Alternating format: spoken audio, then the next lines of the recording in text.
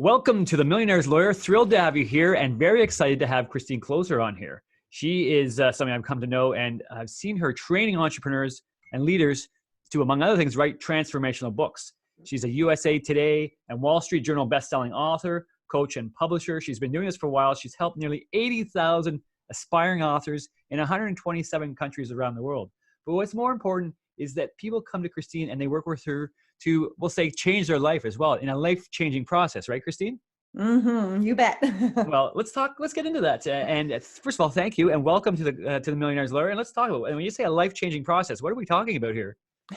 What we're talking about is not someone who's just going to sit down and like whip out some book by throwing together blog posts over a weekend and call it, a bestseller.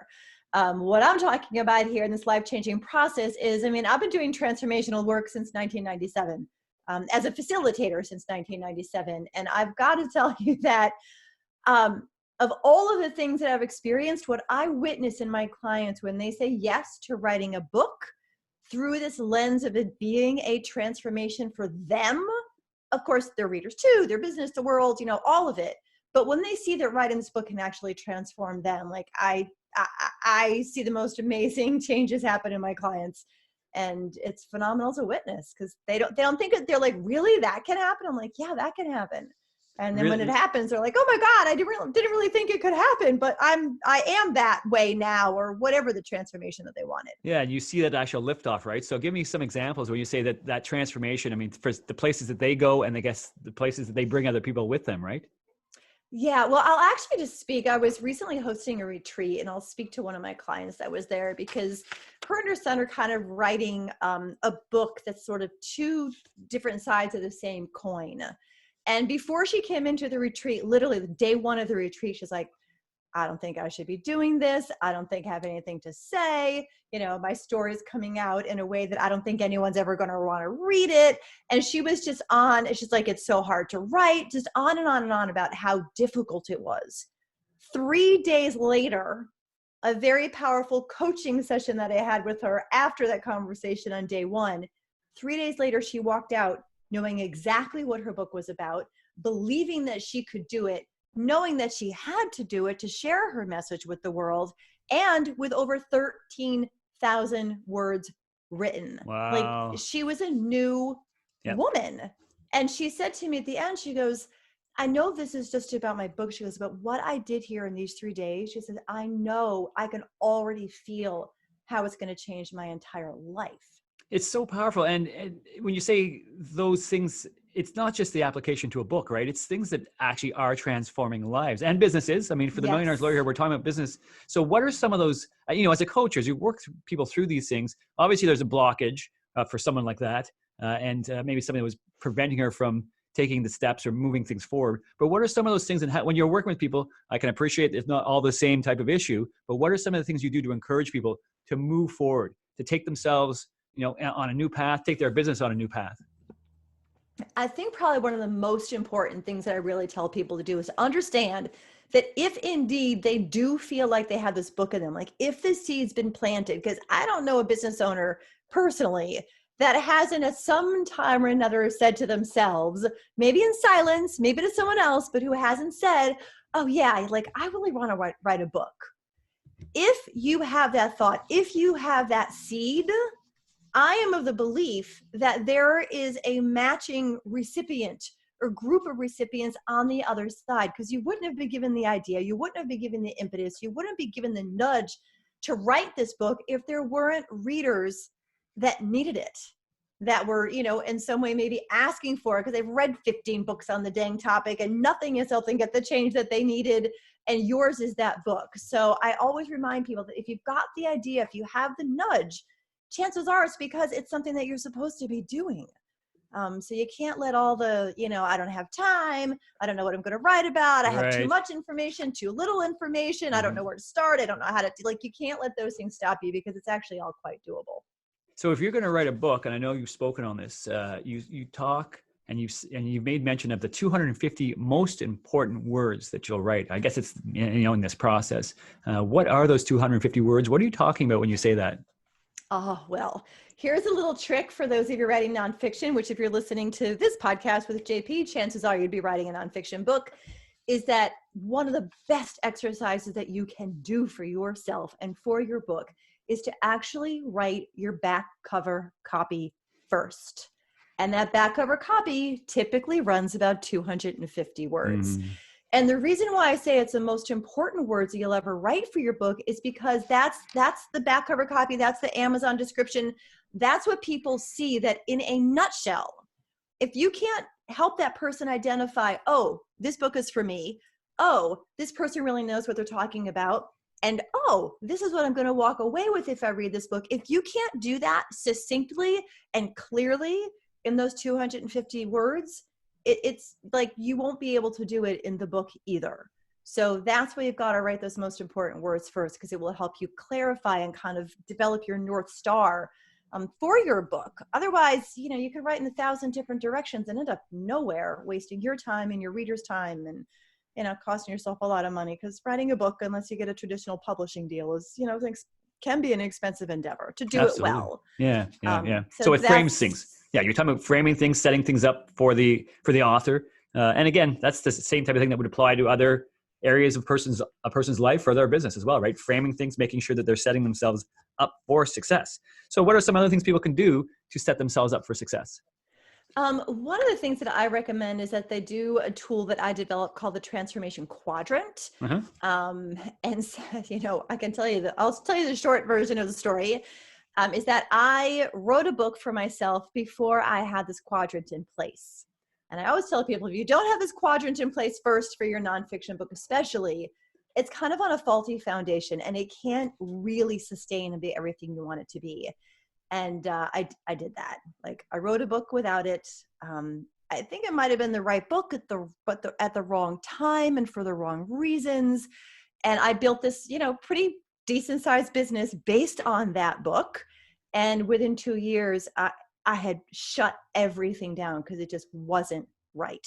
I went through a really dark night of the soul. And in that place, I was like, well, what does it really take? Like, besides the 250 words, where does an author really need to start to make sure that they're on track and that they are setting themselves up for success in every level? And that's when I developed this quadrant called the Transformation Quadrant. I think we might have a link in show notes. You can go get it. Yes, we'll put the link in the show notes. Yeah. But go ahead and tell us how to get there as well for the people just listening and driving right now. Well, if you can just remember transformationquadrant.com and go to that website, you'll get a free book about the Transformation Quadrant and a free workbook to use. But basically, the quadrant invites you to look at the 4 most important lenses, really, to consider when you're writing your book. And I mentioned them briefly earlier, but the first quadrant is the quadrant of the self, right? We talked about, like, you can actually really have a huge transformation. I mean, some people, release things that have been holding them back for decades through writing a book, like that years and years and years of therapy didn't touch, but writing a book, got rid of in a heartbeat. So, and it can be anything in that self quadrant. It could just be a matter of having more confidence, feeling more conviction for your message, just, fulfilling on this thing that you said you wanted to do and the self-satisfaction of doing it, following through on your commitment. So the self quadrant is the first one to take a look at. And then the second quadrant is the R quadrant for the reader. I can't tell you how many people I talk to that start writing books that are completely disconnected from the transformation that they want for their reader. And if you're disconnected from the transformation you want from your reader, they're not going to get it. And especially as a business owner, you want those people who read your book to take another step into your business with you. But if you don't know what that transformation is you want for them, like, it's all going to go over their head. They're going to be a lost, it's all lost. Yeah. We'd all be lost. Yeah. It's all lost.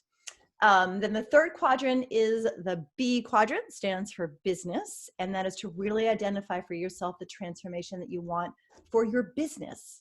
Because I've seen people go from a 5-figure business to a near 7-figure business from writing their book.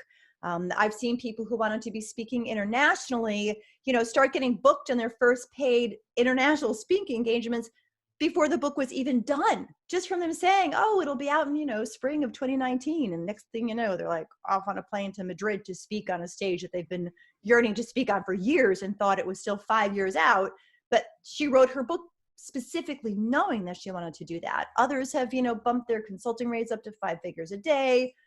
Others have used it to add tens of thousands of people to their mailing list. Not single-handedly, but as a sort of like a key that turns over that engine in their business. It's just this piece that can be so powerful. But you've got to be clear for yourself in that quadrant. What is the big change? Mm-hmm. What is the big transformation you want to see in your business? And then the fourth quadrant is, what ultimately would you like to see that transformation be in the world? So the fourth quadrant is the W quadrant. And this is where you just, kind of fantasize and imagine and dream a little bit about what would the larger like ripple effect impact be if everyone who was meant to read your book really read it, absorbed it, integrated it, lived by it. How could their world and how could the worlds be different, be better? Wow, So that's those are that's the the things to take a lofty, look at. the last. I mean, I really appreciate the business side, obviously, and again, a lot of the principles apply to business, right? Or for building good business. So to think about the impact there, but when you talk about impact on the world, and again, also a good thing for business as well. But what type of examples would you cite for people saying they want to make an impact on the world? What are some of the things that the people you have worked with would complete as being, in their fourth quadrant, in the world, in the impact on the world? What would they be saying they're looking to do? Oh, wow. My client, Janet Bieshke, just came to mind. I helped her write a book called I'm Sorry, I Love You, Goodbye. Wow. So, powerful book about helping bring peace as someone transitions out of this life and into the ever after. And for her, I mean, she's gotten so much feedback from people like, oh, like I got, like, it's terrible that I got to lose my loved one, but I got to be at peace through the process and help them be at more peace through the process. Like, that is a huge impact in the world. So that's, one example. And then let's see, I have my bookshelf over here, so I'm looking. Then I would say probably another author that comes to mind is Sue Salvamini. She wrote a book called Leadership by Choice. And she's a, high-level corporate consultant working with executives. And when she wrote her book, like, there was a tier of executive that she wanted to be working with that she wasn't. And writing this book helped her kind of bump up to that level. And not just with one client, but then she started getting referrals to larger clients and clients who are responsible for impacting the lives of thousands of people that work in those companies. So for her, the big impact in the world is like she's helping to shift how people operate inside some of these larger corporations. And if we can help corporations shift, right, like, we have a big, huge ripple effect in the world. So, it's a little bit different for everyone. Those are two very opposite, very deeply personal, and, very much like business impact in the business worlds. But those are just two examples. No, those are great answers, Christine, and gives us that, that full range, right? And as we said earlier, people have a whole host of different reasons for writing books, for getting the message they want out into the marketplace or into the audience they're looking to reach. What are the best ways for somebody after they've actually produced a book to get their message out, to get it into the marketplace? The best ways really are the ways that resonate with that author. Like, for those people who like speaking, like my husband, he loves being up in front of people. He loves to go out and speak. He was the first author that I actually ever published back in 2004. And he's also the only author I know that ever has sold over 100% of the people in the room. Like, he'll speak to 50 people and sell 70 books. I'm not quite sure how. Well, I do know how. People buy multiple copies because it's a great book on a very specific topic. But, for him, that works. He is completely, absolutely not techie at all. Like, I'm not techie, but I'm tech support in our house. So that tells you where he's at with technology. Yeah, exactly. Yeah. So getting him on social media or doing anything tech-wise online to promote his book, not going to work. Other people, they want to just do advertising. They want to get into Amazon. They want to master that algorithm. They want to tweak and tune it. And they're willing to, dump money into ads to get books consistently sold every single month to new audiences they did not have access to anywhere else, because that's what they're into. Other authors you'll see will do podcast tours when the book launches. Some of them will book 3, 4, 5 podcasts in a day for a few weeks around their book launch. They're just like I mean, literally talking all the time unless they're sleeping or eating. But they would much rather, speak, but maybe they don't want to travel to go be in front of audiences. So the best way is the way that works for the author and the thing that they're actually going to do. So those are some suggestions. Of course, another one is the big, online promotion. Get all of your friends that are, people of influence to share it with their community and get them all to send on a certain day. So there's that option for those of you who are connected with, list owners in the online world to coordinate, a concerted effort on a specific day and time, or at least specific day, to help, launch that book. So there's a lot of different ways. But the one that you're going to do consistently is the one that's going to be the best. Yeah, there you go. Right. So there's a whole host of strategies, but committing to one, following through, obviously putting your energy into that one. And you just gave a range of some of the ones that are obviously, quite acceptable. And if not, really helping people move the needle. Now you cite some of the specifics about the industry itself, and obviously you know it intimately. What are some of working with a publisher as opposed to people doing that on their own, what are some of the things that you would highlight with respect to either of those? I'm sure there's pros and cons to both. Yes. And obviously that comes with an intimate knowledge of the industry. What would you say to that? Oh, well, I just happened to do a 2-hour training on the very topic of publishing because it's a pretty convoluted world right now, full of landmines if you don't know what you're doing. A lot of pitfalls, yeah. Yeah. So first of all, it's important to understand there are really 3 different ways to publish nowadays. There's traditional. That's where you write a proposal instead of writing a book, and you get an agent on board, and that agent ideally will sell it to a publisher. You'll get an advance. Pros of that kind of route are the distribution, because that's one of the best ways that you can guarantee getting into major bookstores. Mm-hmm. And also the clout, credibility, and prestige. Plus you get a little bit of a royalty. What I'm hearing lately, first-time authors without that haven't been whatever, President of the United States or on the front cover of all the scandalous magazines or something. Yeah, really. They're getting an advance around $5,000 is what I've been hearing lately. So it's not like you struck gold, but you also don't have to pay to play in that game necessarily. So those are some of the benefits of traditional publishing. The downsides is that you're going to see about 10 to 15% of the sale of that book as money to you.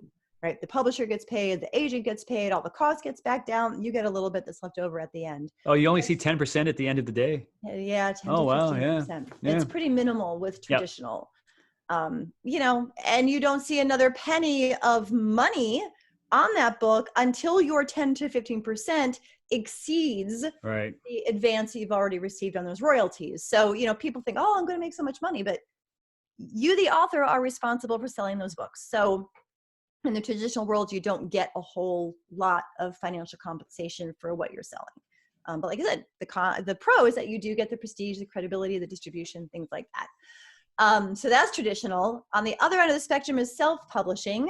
And some of the cons of self-publishing are that you got to figure it out all on your own. Like if you're not already a publisher, you have to navigate that world and learn the ins and outs of what to do, what not to do. It's changing all the time. And I don't know a lot of business owners, especially, that have the time or the desire to do that, to figure out how do you find the right editor and get the right cover design. And you see all these crummy books out there by people who self-publish who just don't know what they're doing. And it's like, you might have been better off not doing a book at all than self-publishing something that looks like, junk, kind of. Yeah, absolutely. But the pros of self-publishing are you as the author maintain all of the control. You can move a lot faster. So you have speed, you have control, and you keep all the money. You fund the project, but you also keep all the money from all the books you sell, and you don't have to, negotiate back and forth with the publisher for rights or royalties or any of that kind of stuff. So those are the first 2. Are we good? Keep going with the third one. No, it's great because you're sort of highlighting the difference between, because as you say, it's moving. It seems like it's moving so quickly, right? And it almost seems like the rules of the game are changing. Not on a daily basis, but maybe on a quarterly basis. You cited as an example, the Amazon algorithms, right? I mean, that's something that, as I understand it, is in a state of flux, isn't it? And that's also adapting to current market conditions. But like when we say the Amazon algorithms, for those listening that may not know, what are you describing there, and what is some of the the thinking behind that, and how can you impart wisdom to others that might not understand what's going on with that? Well, what I'm describing is a mystery, honestly, that no one really knows or understands exactly. But basically, the Amazon algorithm is what determines what books show up when someone searches, Right. because some people go Yeah. in and they just search a keyword and there will be books that show up. And it's the algorithm that determines what books show up or which ones show up when it's, you look at this one, but here are, sponsored products, related to this book. That's all based on, well, with the sponsored products, that's based on people are paying for that placement. But what they're looking for, like, does your book have reviews? How recent are the reviews? How optimized is your description? Which keywords did you put into that Amazon, description page? What categories did you select to put your book in? Because there are different categories for print books and different categories for ebooks. And there's all these different things that it's taking into account. Of course, how well is it sold? If you haven't sold a copy in a year, chances are it's not going to show up based on, again, someone else's book who just sold 15 copies yesterday. So it's a mystery exactly, but those are some of the generalities. And they want to keep it that way to a certain extent, right? Yeah. So that they continue to own the machinery, and that's the world that we live in, right? That's what we're subject to now. Absolutely. Yeah. Is it okay if we run back and just close a quick loop on that third publishing path? Because I don't want people like, wait, what's the third one? Oh, right. Okay. Right. We did the two, and that's right. As I talked about that range, we talked about two. So yeah, the third. Thank you, Christine. Yeah. Let's make sure we close no that worries. loop. The third one is the hybrid publishing method. Right. And there are two different tracks inside of the hybrid publishing. So when you look at doing hybrid publishing, there's like a long-term commitment version, which is where you're paying a publisher. And I heard some horror stories when I ran this training last week from some of the people that were asking me questions. But generally speaking, you could pay anywhere from, $15,000 up to $50,000 is what I'm hearing. But then you also pay when you sell the book. Like there's also, sorry, that dinger was supposed to be off. There's also a royalty split in exchange supposedly for support with promotions and support with marketing and helping get your book into bookstores. But I don't know how hybrids that are long-term commitment kind of arrangements with their clients can actually promise bookstore distribution, because you can't, until they sell the book and the buyer decides to buy it and place it in the store, it's not guaranteed. But people are often being sold like it is. So if you're going to go hybrid and long-term commitment, ask a lot of questions about exactly what you're getting. And then option B inside of hybrid publishing is working with a company that's straight fee for service. Like, I pay you, you're going to do a great job for me, deliver me a book, and I'm not going to share royalties with you. I don't have to stay in bed with you long term. Like, I'm just going to pay you to do a job, and I'll keep all the rights and I'll keep all the royalties, but I'll have a professional looking book that I didn't need to figure out how to do on my own. A lot of people don't even know that fee for service exists, because so much of what's out there is the hybrid, long-term commitment. They make money on every book you sell. But the fee for service publishers are out there. That's how I've set up my publishing company. And I swear, if I'm talking to someone about publishing, 9 out of 10 of them will jump on board, because they're like, oh, I didn't even know that this existed, that there was an option. I can get the best of every world and, still make the money and still have rights, but have a book that looks like it came out of Random House. Yeah. So those are the options. The range of options. Yeah. I want to talk about the fee for service or get into some of the work that you do. But I just want to clarify one thing or make sure I understand. When you say this long-term commitment as well, is it you people? Well, what is that? What do we mean? Are people signing on and they are committed to whatever publisher they've. So what, you're talking to a lawyer here. So what kind of commitment are we talking about? Well, this is where it's important that people actually read the agreement and understand what they're getting into. Yeah. I just recently was talking with someone who's like, well, I signed on with this other company and they're going to do this and that and the other thing. And then I was like, well, look at your contract. And turns out he had given over his rights. He paid $15,000, was going to get no marketing support at all. They were going to keep 50% of the, money on every book that he sold, and he would get 50% for, the length of the life of that book. Wow. They were not going to allow him to use any of the free promotions that you can do through Kindle that help get a lot of eyeballs on your book fast and help you get reviews and all of that. Like he was not allowed to do any of that. And as you know, for the life of that book, they were going to be making money on it. And he was not particularly thrilled, especially when he thought he got all this marketing support. And when he actually pressed them, because I told him, I gave him a list of questions. I said, go ask them this. And they're like, oh, no, we're not going to do that. Oh, no, you can't do that. I mean, everything I asked, and they were like, no. But he was locked into this long-term commitment. Right. He could not get his money back. He couldn't get out of the contract. And, he was kind of sad he didn't know about me prior to that. But, it is what it is. But yeah, you're in bed with that company forever unless you do some negotiating up front. But a lot of people just sign a contract and, take the salesperson's word that they're going to get what they're going to get. And that just doesn't always happen that way. Yeah, it doesn't happen. And it is, as you say, a contract, right? So like with most things, most business, you enter in a contract, it sets out the rights, the obligations, and the term of the commitment as well. So it's interesting, as you say, people are signing things without maybe understanding everything that's in them and maybe getting themselves into trouble that way. It sounds like when we're discussing that commitment, it's oftentimes the length or that for that one book, for the one project. Is that the way they're typically drawn up? Well, yeah, for the one book, for the one project.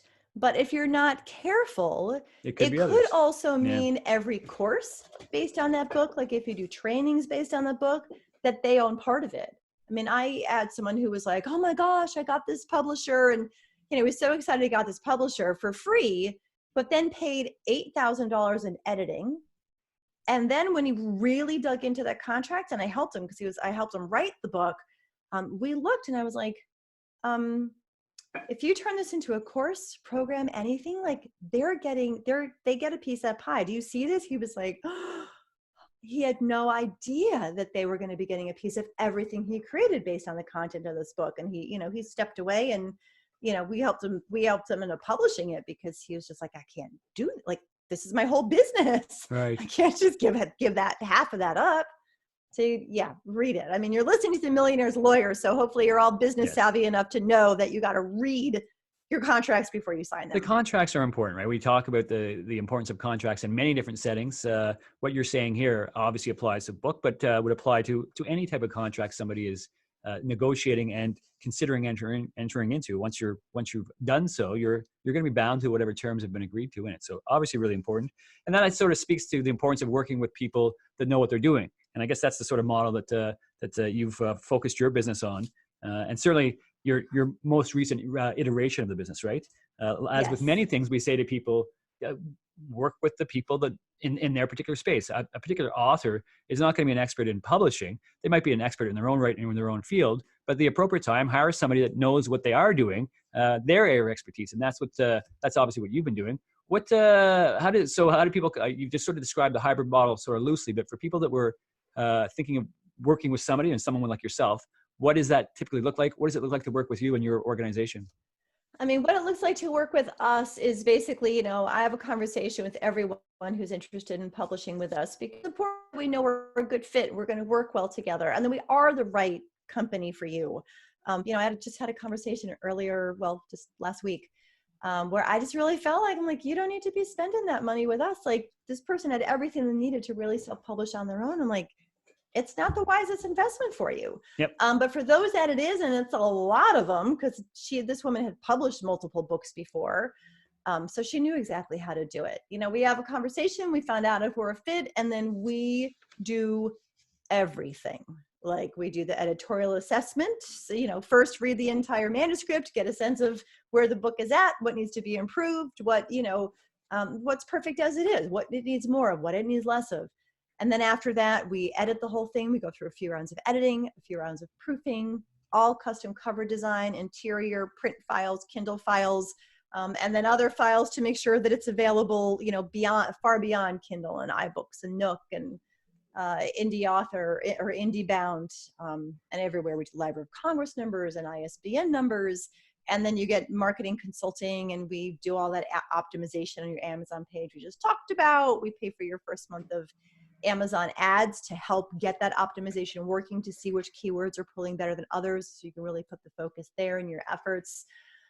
We help people get into independent bookstores. We do that through a partner that has sort of figured out a backdoor way into those indie stores. So we do that for you. But at the end of it, we give you all your files. Like we give you your cover file, we give you your interior file. We even give you files for your business card for your book, and your postcards and your promotional postcards for your book. If you want to print those things, you can print them. It's really everything. But my favorite part of publishing with us is that once a month I host a mastermind on Zoom with our publishing clients, and I'll bring in, guest experts. I'll have a particular topic. Sometimes every quarter we try to do one open Q&A session. And I love those because it's just a time for me to hang out with our, publishing clients and, hear from those who are just getting started in the publishing journey and those who have, been published for a year. And just sharing some of what's working, with the other people who are publishing through us. So through the mastermind, do people stay on sometime after, or is there a lengthed period where people tend to work with you after they've published? We have some who have published a year ago who are still coming onto those mastermind calls nearly every month, just because they get so much value from them and they have to kind of stay plugged into the community and continue to feel supported. So, while the fee for service, it's like, here's your book, we're done. With us, you're never done. Like, we're always here for you in whatever that may be. And certainly the mastermind is one of the ways I love to do that for publishing clients. Oh, that's great stuff to have that and that kind of support. You mentioned these the trainings as well. You said you just did a training. Where do those fit into the spectrum? How do you do those? Well, the training, it was the first one I ever did because I've been publishing books since 2004, sort of under the radar a little bit. And we just hired on a whole bunch of new editors and our publishing company is really growing. And I thought, you know what? I should probably let my community actually know that I have a publishing company because I've been doing this for years and I've never really been public about it. And I've been talking with so many people who have questions about those 3 tracks and the pros and the cons and the pitfalls and how do you know what's right for them? Like, I'll do a training. So that one, like, you had to be on my list in my community in order to hear about it. But, we had about, I don't know, probably 500-600 people sign up for that training and answered a lot of questions, talked a lot, already have signed on some new clients from that training because they're like, oh, I didn't know you existed. Thank you. Like, this is, this is my solution. So that's that training. And then, like, with the retreat that I talked about, I run a program called the Get Your Book Done Accelerator, which is a 6-month intensive that private coaching with me, group support, in-person writing retreats, virtual writing retreats, access to my Get Your Book Done program that walks you through the process of writing a book. And that's really the only option where people come and hang out with me in person and write. Like, Jen did last week, 13,000 plus words, coming in foggy and couldn't even write 10 words. So that's how the retreats happen. Really getting the focus, really getting the focus. Now you mentioned that a couple of these opportunities are open to those that are in your community on your list. How do people do that, Christine? How do people find you and become a member of your audience? Well, best way to do that is to go to transformationquadrant.com and grab a copy of that free book and workbook, work through your own quadrant. But even if you don't, it'll at least get you on the radar in my community. You'll find out when I have these trainings and events and other resources that I'm always sharing. I have my own podcast called the Get Your Book Done podcast. You go check that out as well. On iTunes and Spotify and wherever else. Stitcher. All the great places we hear our everywhere, right? So yeah, you can just, hop over there if you don't want to necessarily opt in, but want to stay connected to my world. Subscribing to the podcast is another way to do that. Oh, that's great. Now, it's interesting. You said since 2004, and we have a lot of business owners that have shifted their business as well. You've done some learning along the way, obviously. How have things, shifted from that time, or, to get you to where you are now? What were some of the lessons, maybe for people listening, that would maybe be tough lessons at the time, but allowed you to focus things to where they are today? Toughest lesson, which is definitely, I think, where my success today is rooted, was writing the wrong book and kind of knowing it inside. And even going to my mentor who I, invested a lot of money with, and I went to him and I was like, something doesn't feel right. I know it all looks right, but it doesn't feel right. And, I was told, oh, you're just scared because all your dreams are coming true. And like, I wasn't who I am today. And I believed that. So I just proceeded, to create what to me felt like a house of cards. So when I shut it all down, I actually because my husband was a stay-at-home dad. I was sole income earner for my family. Oh, yeah. And, when you shut down your business, and I was just in such a place in my mindset that I was like, I can't do anything. And we ended up filing for bankruptcy. We foreclosed on our house. I mean, it was pretty dark days. Yeah. Dark days for sure. Oh my God. Dark days I don't wish on anyone. Yeah. But in that, when I was stripped of my home and stripped of any material financial success, like I was forced to figure out what point can I stand on in authenticity, and feel authentic and be in integrity with myself and continue to teach and give what I know. Cause I know I have so much wisdom that I can share, not only in the book world, but in the transformational world. And now what I was going through with that bankruptcy back in 2011, I was so full and I had so much to give. And I figured out that where I could stand in the middle of, near homelessness, because I did not know and did not have the money to get my family into a house after we lost ours, I could do transformation. That was a world I've been in since 1997 as a facilitator. And I could do authorship because I knew that since 2004. So when I found my place to stand and stand solidly, it's like from there, it's just been going, up and up and up. Oh, I've been watching the rise. It's a meteoric. Yeah. And as you say, it's because you're standing, from a place of conviction and can put the energy behind it. And obviously the lessons I learned along the way color the advice that you're now able to give, right? And people are benefiting from those tough lessons, really, from those lessons along the way. I know a big thing that you speak to is don't write the wrong book. And obviously it's because you've done just that yourself and realized why it is a big problem for people. Yeah. Huge problem. And people don't know. They're like, well, that's what my coach told me to do. And when I see an author spend, $15,000 easy to be coached to write a book that isn't really a book that they even want to talk about when it gets published, to me, that should be criminal. Because that author is not going to succeed with that book. And that coach isn't going to succeed either if the author doesn't even want to talk about it. So you've got to find, no matter what your business is, and no matter what your topic is, find your way to do it so that in 5 years from now, 10 years from now, you will still feel that I get to go do a talk on my book today. And you will be excited about it. Don't do something just because it's trendy, just because and they'll tell you well, you got to write your book based on what the popular search terms are. And you hear someone, just crank out a book on a topic they don't care about because people are searching it. Now that's one type of business you could do, but if that's you, certainly I'm not the right coach or publisher for you. Yeah, right. Because that's not this is about your life's work. This is about your message. It's about making a difference. And for goodness gracious, not writing the wrong book. The 4 pieces we talked about previously. Yeah. And as you say, you're not looking for people that are talking about or building something on a house of cards. You want to see a foundation laid. And we say the same thing with respect to business, right? If someone's launching or growing their own business, we say, let's build out with a proper foundation, a good legal structure for it, and allow it to, go forth and prosper, as we say. And you're coaching the exact same thing with respect to the authorship, but it's the same principles that would apply to business right across the board, isn't it?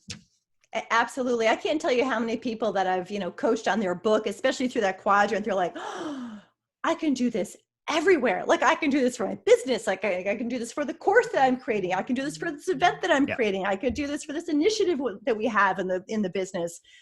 And people are like, yeah, I use it everywhere. I developed it for books, but it's cross, it's cross-platform, really. Absolutely, it's cross-platforms. And you got to bring the level of, the enthusiasm you bring to it, right? To be really engaged and to feel that. And as I say, people will feel that themselves. Readers, a reader or anybody that's prepared to consume a course or anything that's being developed by a business person is going to feel that level of excitement as well. And I know that you bring that and you teach others how to bring that into their own lives as well. Yeah. And when you think of it, it's like building that foundation underneath your business or your book is like the foundation that you need underneath a rocket ship, right? Think of what goes into building the rocket launch pad. Only then, if everything works well, can that rocket actually get off the ground. Your business is the same way. Your book is the same way. If you don't have a solid foundation, but when you start to build, you'll implode what's underneath you, or it'll do one of those, fireworks on 4th of July that shoot sideways instead of shoot up and everyone's really running for cover. Yeah. You'll make messes along the way. That's why the foundation in the business for the book are absolutely critical for your success. That's how you can really, just launch. And when I look at my bookshelf over here and my other bookshelf over there, at, so many of my clients' books, it's like, like I see them launching each in their own way, some stratospheric success, some like success in their backyard, but that's all they really wanted. It's phenomenal. They So developed it build the on way, a as you solid say. foundation. Yeah, they spent the time to figure out what they want and how they want to do it, and then built it from there. So that's great. So obviously, a tremendous amount of success from there. Again, the learning that we talked about along the way allow you to be where you are today and building the business the way that you are now. Christine, what does the next 5 years look like for you? What does the next 5 years for your business? The launch, and when we revisit this podcast and record our next episode in 5 years' time from now, to look back, what are we going to be saying about you and your business? Oh my gosh, that's a really good question. Quite honestly, if it's what it is today, and maybe just reaching more people than we do currently, like there's not a whole lot more that I feel like I can ask from my business, because I love it. I love how structured it. I love how I work with our clients. I love my clients. I love our programs. I love what we do. I love our events that we do. I don't know that it would look particularly different, this piece, but in 5 years, I feel like I will also probably have my next signature book out. The one that I've probably been, writing over the last decade as I've been experiencing all this. And maybe I'll be out there a little bit more doing something based on my own book. But this current business and my coaching business and the publishing business, it's just more of the same. Like it's already like such a well-oiled machine and brings so much joy. Not a whole lot I would change in that arena. No, that's great. It's good to be able to say that, because it means you're on the right track, obviously. And so certainly more of the same is a good thing. And we do look forward to seeing that next book, the one that you're going to be speaking of. Maybe we'll have you on to talk about that. As we wrap down these podcasts, I like to, and your enthusiasm, Christine, thank you for this. It just comes through. And anytime you and I have worked or been able to work on things together, it comes through sincerely, right? And I'm sure our listeners are hearing that and seeing that here today as well. If you were to leave them with one thing today, one thing that may take them through the rest of their day or the rest of their week, the rest of their life. No, maybe that's too much. Maybe the next year. What would you leave them with? What would be the thought that you'd want to make sure that is washing over them, or they're thinking about as maybe they're watching? Oh my gosh, let me see what that might be, because there's so many messages. I think the most important one for right now is to trust yourself. Trust yourself. If you feel like you can do this, or it's time to do this, whether it's the book, the business, whatever the next this is, trust that you got it. You might, need some help along the way, but know that inside of you, you've got this. You've got this deal. You've got this proposal. You've got this book. You've got this next, iteration of the business. You've got this new offer, like that. Just trust yourself, because man, self-doubt or second guessing will take you out of the game, or at least just make the game really not fun. And who wants to do that? Like, if you're going to do this thing, enjoy it, right? So, and trusting yourself is certainly a part of that journey.